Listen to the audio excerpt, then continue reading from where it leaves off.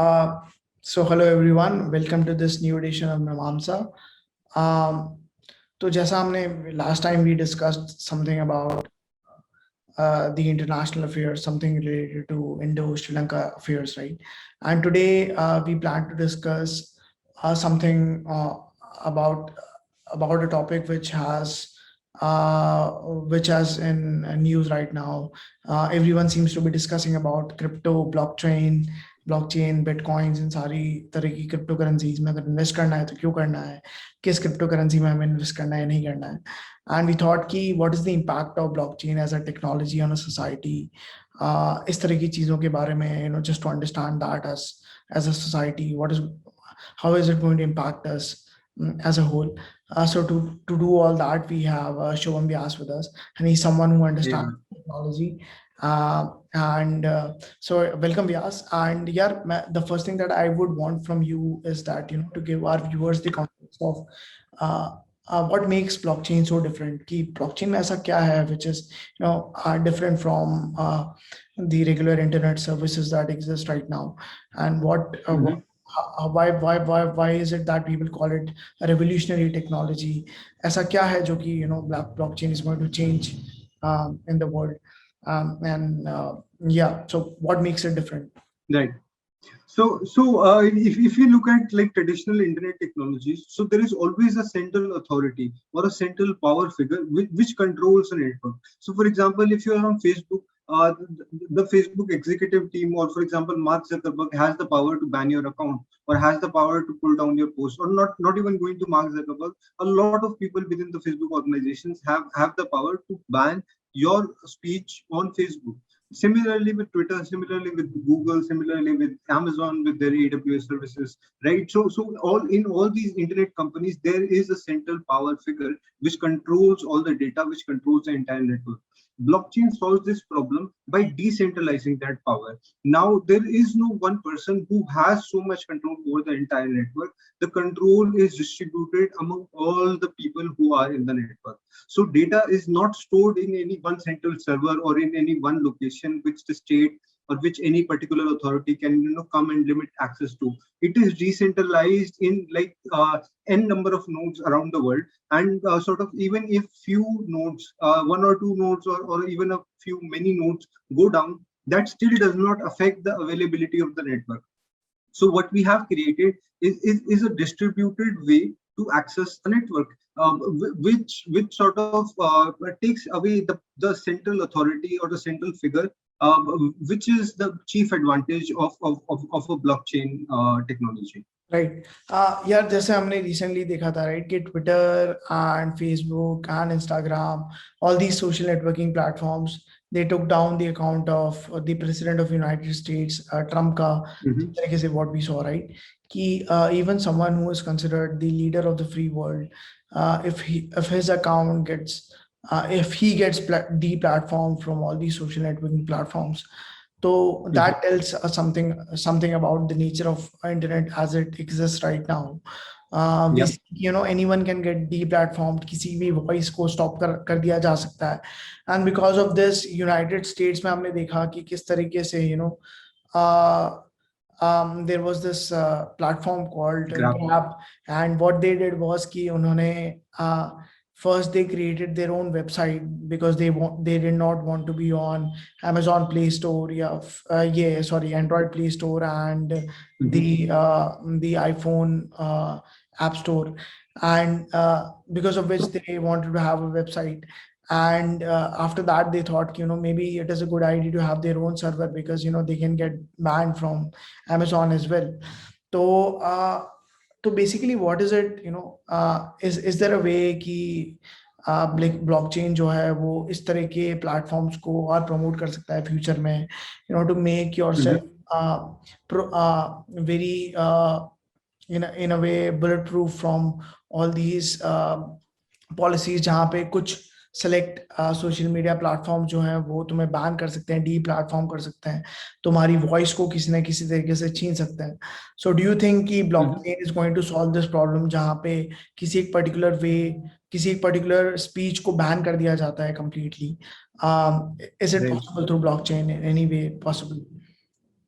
Right. So blockchain is the manifestation of free speech in technology. So it sort of achieves a way where you become unbannable, or sort of it is not possible to take you down for a state, for a company, for any authority figure, to sort of take you down asymmetrically. The only sort of takedowns that can happen are through 51%, something called as 51% attacks, where you sort of own 51% of the entire stake, and that is when you are sort of democratically you can make any decision for the entire network.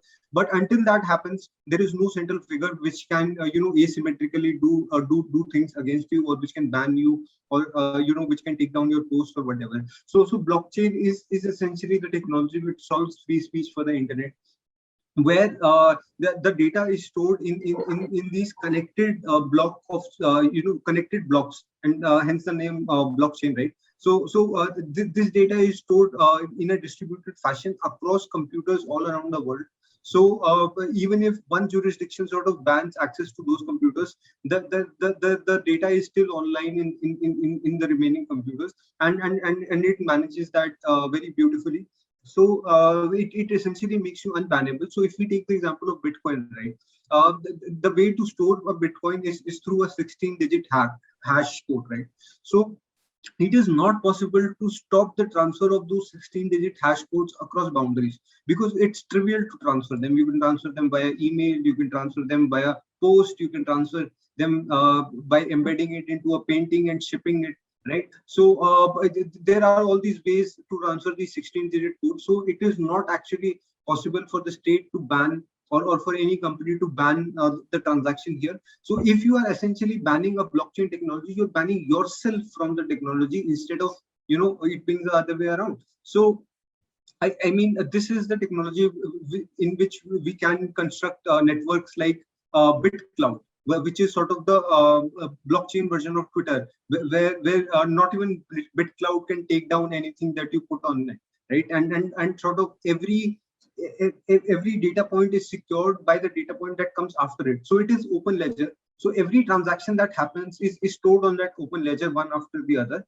And the way to determine the current account balance for each of the people on chain is essentially, you start at the initial balance, and sort of do all the transactions one by one, and that is how you come to the current balance. So that is how data is stored, that is how money is stored on blockchains. And this technology essentially makes it impossible to ban something. Right.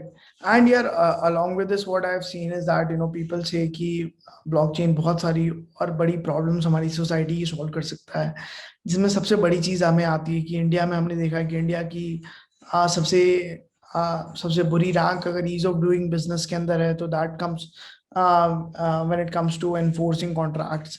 And I've read it somewhere कि blockchain जो है, it is in a way going to solve the trust based systems. So blockchain becomes a very becomes a way through which you can establish trust-based systems through which you can enforce some contracts and all these things. So how does blockchain as a technology make it possible?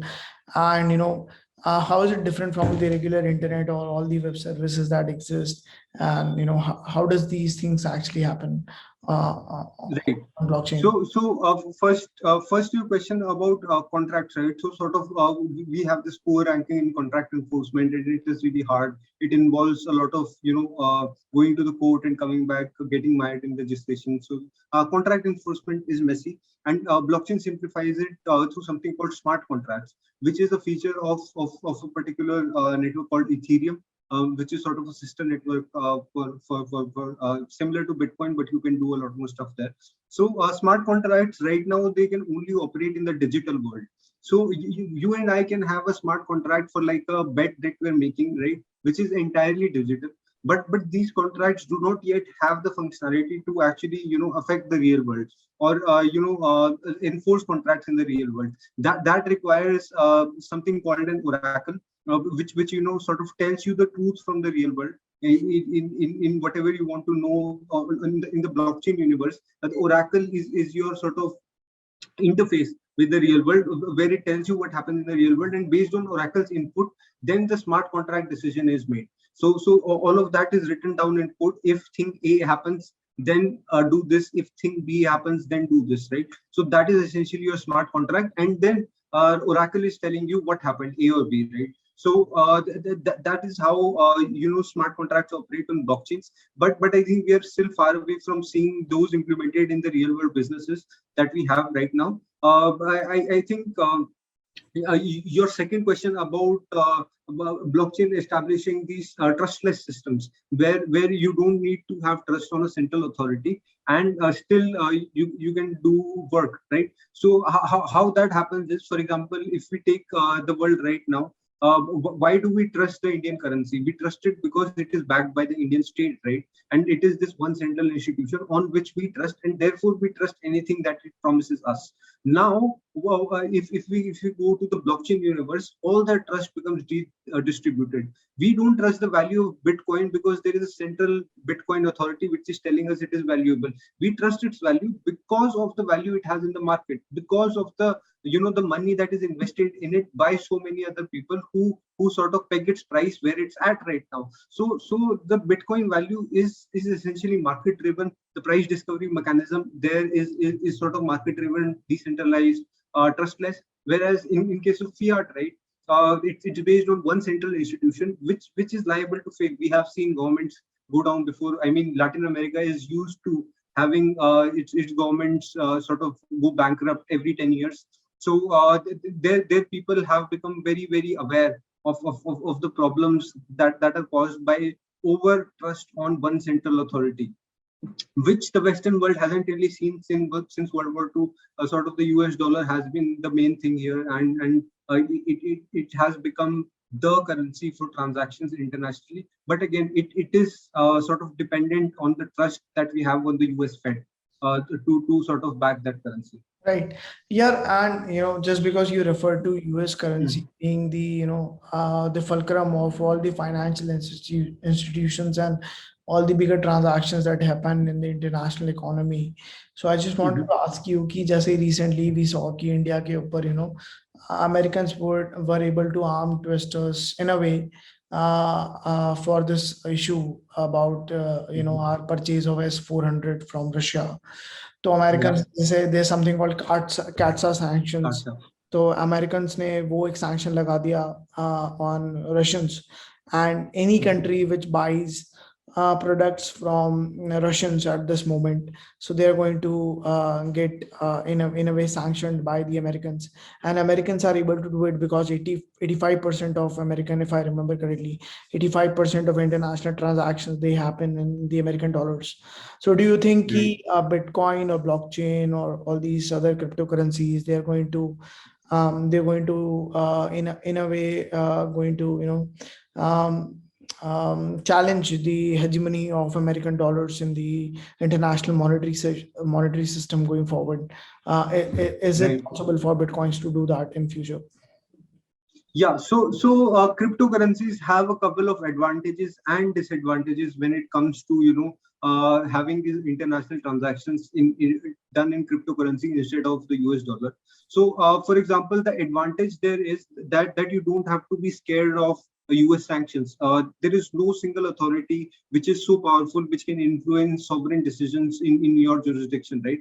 So that is something very desirable. The rest 199 or 200 countries of the world apart from the US really want that, but US really doesn't want that. So I really don't know if it's going to happen. And the second advantage it has that it does not have the transaction cost that are associated with international transactions, right? So for example, India is the highest receiver of remittances from abroad, right? All these people from India go to other countries, work there, and transfer money to their families.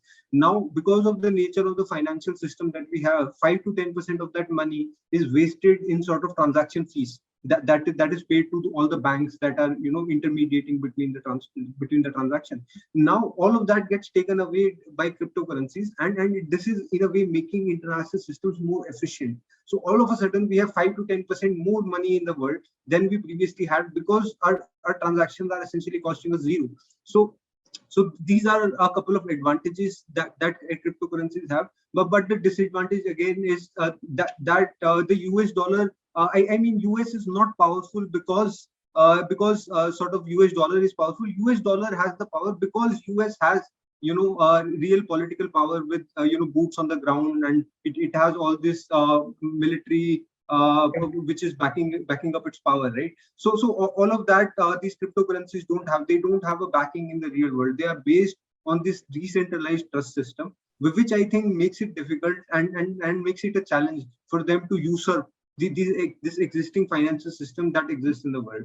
The other disadvantage that cryptocurrencies have is that they are good as a store of value, but not good as a measure of value. So all currencies should be good measure of values to be really widely adopted as currencies, because all the cryptocurrencies right now, they are treated like an asset. They're treated like gold. So you use it to sort of speculate, you use it to invest, you use it to keep your money there and sort of store it, but you don't use it for transactions. You don't use it for buying milk, for example, right? Because to do that, the value cannot fluctuate 100% every week. So sort of that is the disadvantage that cryptocurrencies have. Eventually, this disadvantage will go away when they get enough scale, because at enough scale, prices become relatively stable, and sort of there is not as much variation day to day. So that makes them more capable of usurping some currencies. But I think they are long away from usurping the US dollar. But some of the first currencies to fall to cryptocurrencies might be ones from very unstabilized central banks. For example, in Latin America, or for example, Russian currency, which have failed in the past, which sort of wipe out all the public wealth, which wipe out all the wealth of the working class, and sort of, because all their wealth is stored in currency, and if the currency loses its value, they have essentially lost all of their life savings. So all of these people are very painfully aware of the fragility of their central banks. So I think those will be the people who will be first to shift to such an internationally recognized cryptocurrency, where the cost of transaction one to the other are essentially free. So I think that is the path for cryptocurrencies, where they first take over the currencies which are not so stable, and eventually they might well become the currency of choice in international transactions, because of the zero transaction fee that they have, and that is a real advantage when you compare it with the real world currencies. Right. And here, along with this, what I've seen is कि हमने जैसे recently देखा that cryptocurrency is like everything else. इनके कोई evangelist बनते हैं, जैसे we saw कि how Elon Musk recently became an evangelist for Dogecoin, right? उसकी वजह से it really shot up. There was this trend on social media जहाँ पे people were talking about Dogecoin to the moon, or a lot of people got money, earned a lot from that. A lot of people lost money because of that.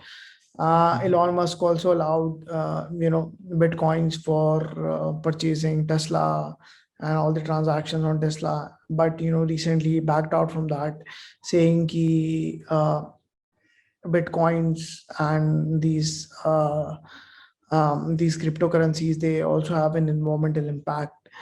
So what do you think about that? Ki, is there a way for cryptocurrencies to some way, to find a way to, to not be so much,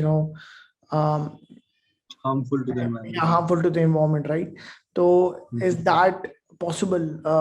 And what do you think about the environmental impact of mining Bitcoins? Because at the end of the day, they are solving a very useless puzzle, as Elizabeth Warren said in one of her recent interviews. Yeah. So so there are two questions there.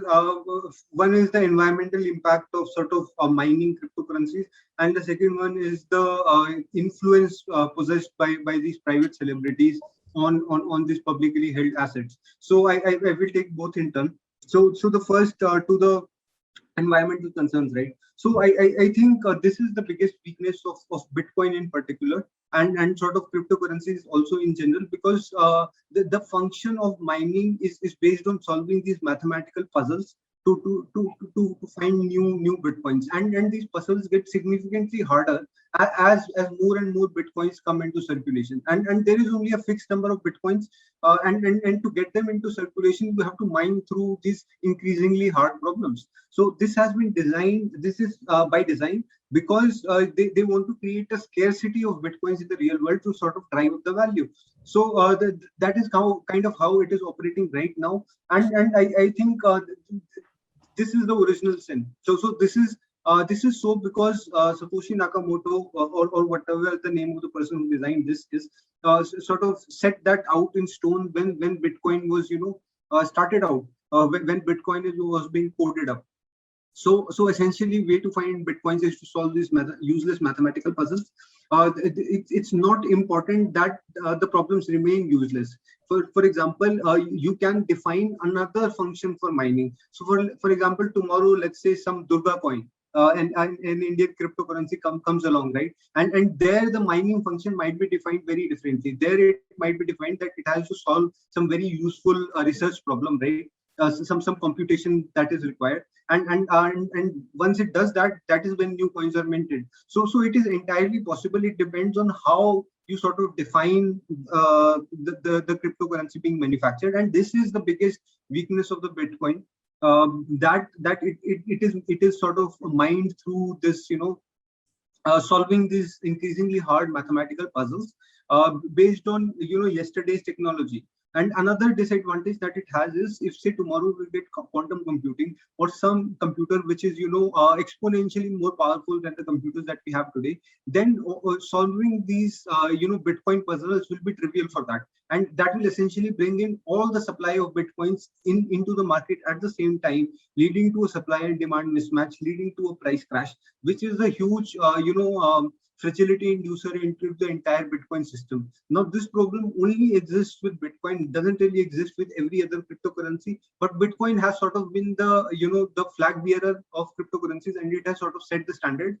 And a lot of currencies have come up on the same design. So it has possessed some sort of influence on cryptocurrencies, but Elizabeth Warren is exactly right. These are useless problems, and if there is a cryptocurrency which can actually solve useful problems instead of useless problems, then I think that will be even more valuable. Now, that's about the environmental concerns. Coming to the other point, where these private celebrities are sort of exercising their influence on the value of these publicly held assets. So that is actually a very dangerous concept, and it is nothing new. For example, if Goldman Sachs buys a particular stock, the value of that stock in the market just shoots up. It is again a private influence, increasing or decreasing the value of a stock. Now, this may be used unscrupulously by a particular influencer, where they are holding a large chunk of the currency, and they sort of artificially drive the price up by spreading their influence, and then later on sell it, make huge profits for themselves, and cause the public to lose their money. So this is something which will cause the regulators into action very, very quickly, and it needs to be stopped if cryptocurrencies are to become mainstream. If cryptocurrencies become a place where all these scams are happening, then I'm afraid its adoption will suffer by quite a lot. Right. So it is something which is dangerous for the entire ecosystem. Right. And just because you mentioned regulators, right? तो एक चीज जो regulators हमेशा ensure करते हैं, और किसी भी कंट्री की इन्वेस्टिगेटिव एजेंसीज या फिर जो भी गवर्नमेंट बॉडीज होती हैं वो इंश्योर करती हैं, वो ये है कि ब्लैक मनी ज़्यादा जनरेट ना हो, मनी लॉन्ड्रिंग ना हो, किसी तरीके से इलीगल या क्रिमिनल एक्टिविटीज़ के लिए करेंसी या पैसे का इस्तेमाल ना हो. And with crypto currency I see it is very easy, right? Crypto currencies they give you an alternative to hawala money, right? जैसे पहले ऐसा होता था, राइट, कि हवाला नेटवर्क्स को यूज़ किया जाता था for terror funding, for all these criminal things that happen with in a country. Cryptocurrencies can be put to use for similar things, and cryptocurrencies also offer you an anonymity, right? किसी भी इंसान को you can just simply transfer the money. They can go to a Bitcoin exchange or blockchain, whatever altcoin exchange, and get their money, uh, get that money translated into the local currency in a way. So and blockchain offers you this technologies के through you can very simply just transfer money from one international international legislation zone to another. So, what do you think about that? Ki, use of Bitcoin for all these criminal activities in a society, and is there a way to put a cap on that going forward? Right. So the concerns about money laundering and terror financing with cryptocurrencies are very real.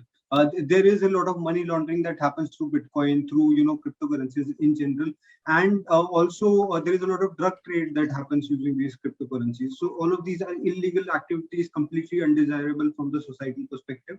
So I think the way forward here is to actually enforce the same know your customer norms, the KYC norms that we have for opening bank accounts. We need to enforce the same norms in using crypto, right? So the trouble with not doing that is the only other way which you can think from the perspective of a legislator, right?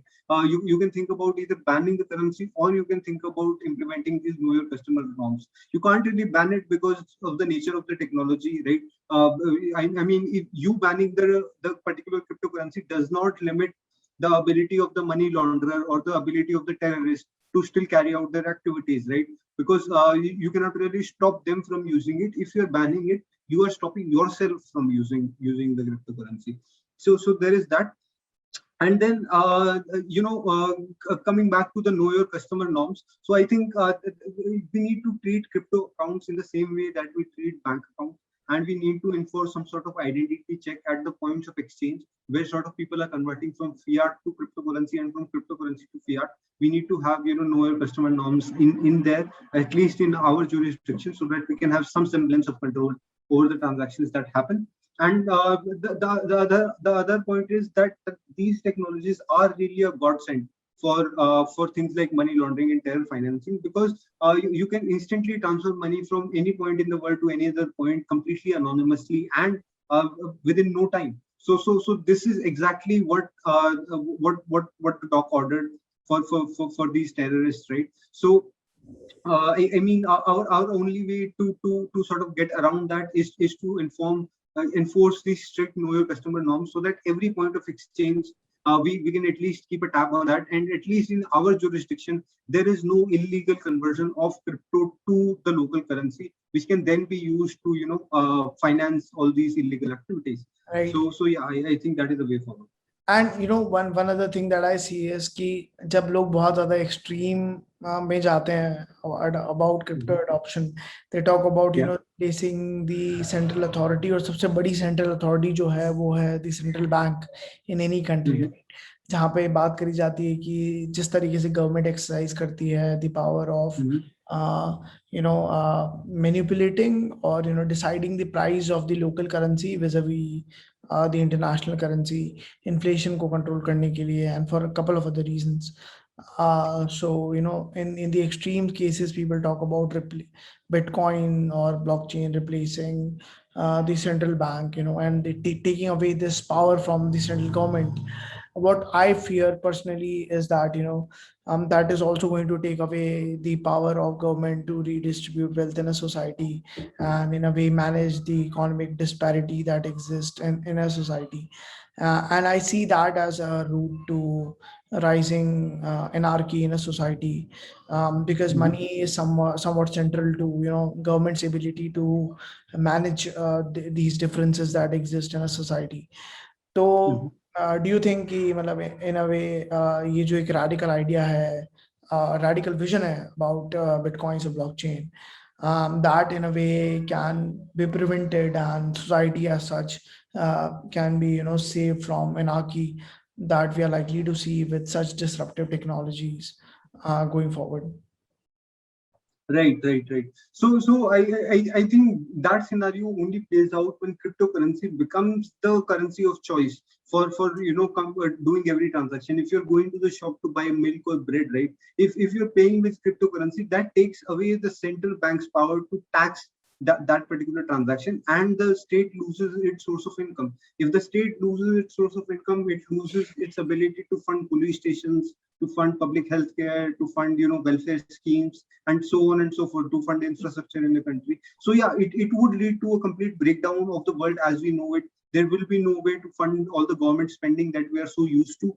and that is going to create several problems. But we're still far away from that scenario because cryptocurrencies are nowhere close to becoming the currency of choice for transactions because of the variation in their price, which happens a lot. And second thing is the digital adoption is still not there. I mean, not every person in our country can sort of adopt cryptocurrencies as a currency of choice. Very few understand it, very few have access to it. So it cannot really become the currency of choice for transactions. So I think we're still a bit far away from the dystopian scenario, but that can happen. In that case, the state would have to evolve methods to tax the crypto transactions instead of taxing the rupee transactions, for example. And in that case, the revenue would have to be derived in that way. But I think that does not happen until crypto changes from being a store of value to a measure of value, which can only happen when sort of the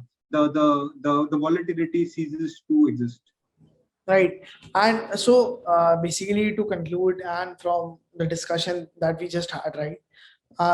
The sense that I could get was ki, in a way, the role of state should remain in a society, and what crypto and blockchain as a technology can do is to enable the state and a society to do certain things which were impossible in the past. And according to you, there are ways to regulate it in a manner which can ensure that stability remains in the society. And there can be a lot of second order effect of adoption of technology like blockchain, but there is no way for us to kind of put a cap on it and to just close our eyes. And one thing that I could get from this discussion was that there's no way to ban blockchain or cryptocurrency in a society like ours.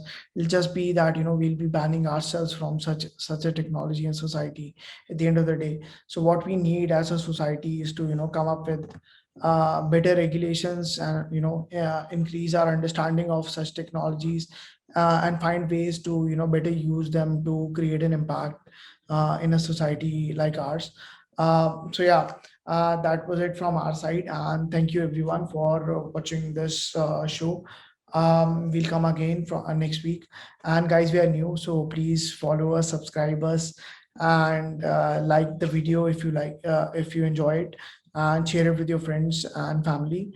Thank you everyone. We'll be back in the next week with another video of Mimamsa. So yeah, thank you again.